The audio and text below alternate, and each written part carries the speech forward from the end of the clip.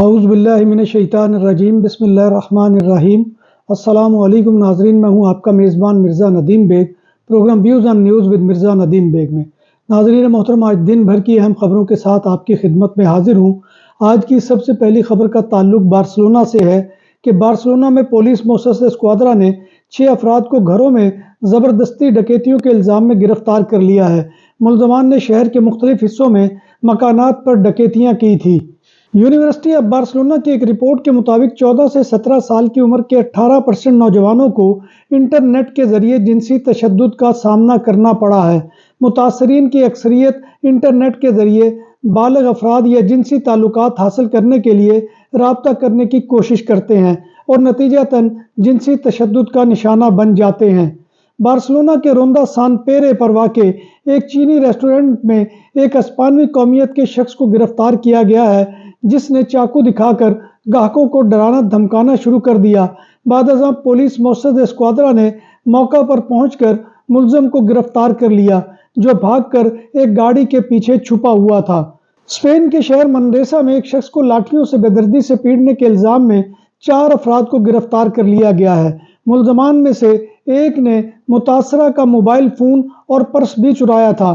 گرفتار ملزمان کی عمریں 17 سال، 23 سال اور 2 کی عمریں 25 سال ہیں۔ اسپین میں 2023 میں ہزاروں افراد نے سول رجسٹری یعنی رجسٹرو سول میں اپنی جنس کی تبدیلی کی درخواستیں جمع کروائی تھی، جن کی تعداد 5000 افراد ہے۔ اسپین میں حکومت نے گزشتہ سال 2023 میں جینڈر تبدیلی کا قانون منظور کیا تھا، جس کے تحت 16 سال سے زائد عمر کے ہر شہری کو حق حاصل ہے کہ وہ اپنی جنس تبدیل کر سکتا ہے اور اس کے لیے کسی میڈیکل رپورٹ کی بھی ضرورت نہیں ہے۔ اسپین سے ماہرین آثار قدیمہ کا وفد سندھ کے ضلع ٹھٹھہ کے تاریخی قبرستان مکلی پہنچ گیا۔ ذرائع کے مطابق اس موقع پر وزیر ثقافت سندھ سید ذوالفقار علی شاہ بھی اسپین سے آئے ہوئے ماہرین آثار قدیمہ کے ہمراہ موجود تھے۔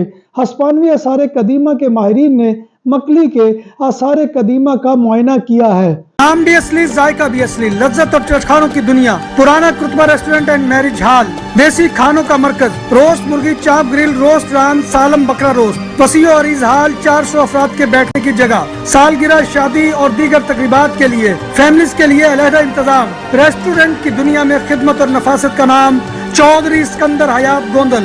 ہمارا پتہ کائیے کرتبہ نمبر 100، بادالونا، اسپین۔ ہمارا فون نمبر 9313923341۔ پاکستان میں طلاق کے بعد اپنی بیٹی کے سابق شوہر کو قتل کرنے والے 43 سالہ پاکستانی مفرور والد کو اسپین میں نیشے پولیس نے انٹرپول کے ذریعے گرفتار کر لیا ہے۔ ملزم پر الزام ہے کہ اس نے اپنے سابق داماد کو قتل کرنے کے عمل میں حصہ لیا تھا۔ ملزم سزا سے بچنے کے لیے اسپین کے شہر الیکانتے کے ایک قصبے میں چھپا ہوا تھا۔ مبینہ قتل مارچ 2022 میں پاکستان میں ہوا تھا۔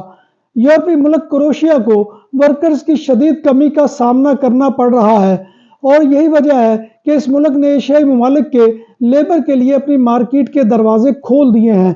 تاہم تارکین وطن یعنی امیگرینٹس کو اس ملک میں شدید مسائل کا بھی سامنا ہے، لیکن اس ملک میں آنے والا ہر کوئی مہاجر یعنی امیگرینٹ خوش نہیں ہے۔ تارکین وطن کو تنگ کیا جاتا ہے، انہیں کرائے کے مکان مہنگے ملتے ہیں، جبکہ انتخابات سے قبل مہاجرین مخالف بیان بازی میں بھی اضافہ ہو جاتا ہے۔ کروشیا نے گزشتہ سال 2023 میں تقریباً 1,20,000 غیر یورپی شہریوں کو ورک پرمٹ جاری کیے ہیں۔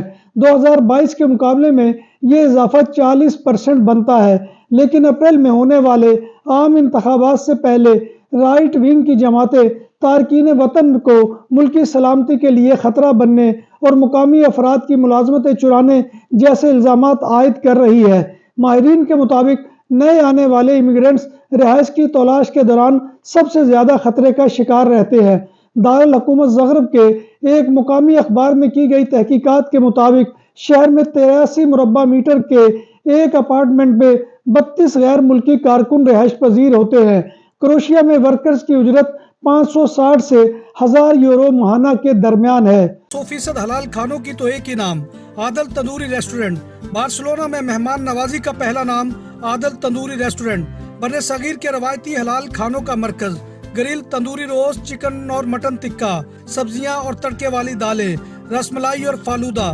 قاری عبدالرحمان کی فخریہ پیشکش غریب و امیر کے لیے، بارسلونا کے قلب میں واقع عادل تندوری ریسٹورنٹ، کائیے استے نمبر 9، نزد دراسانہ ہاسپٹل، بارسلونا۔ جرمنی نے دنیا بھر سے باصلاحیت اور ہنرمند یعنی سکلڈ نوجوانوں کو بلانے کے لیے ویزا کے قواعد نرم کر دیے ہیں۔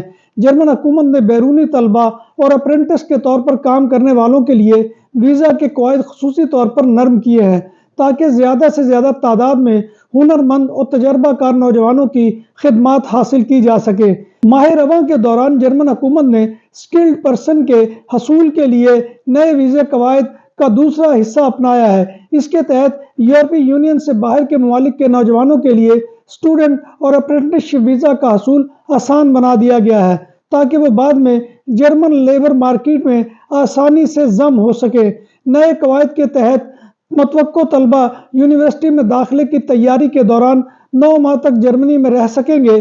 اسی دوران انہیں ہر ہفتے 20 گھنٹے تک کام کرنے کی بھی اجازت ہوگی۔ کینیڈین حکومت نے پہلی بار عارضی ویزوں کی تعداد میں کمی کا فیصلہ کر لیا ہے۔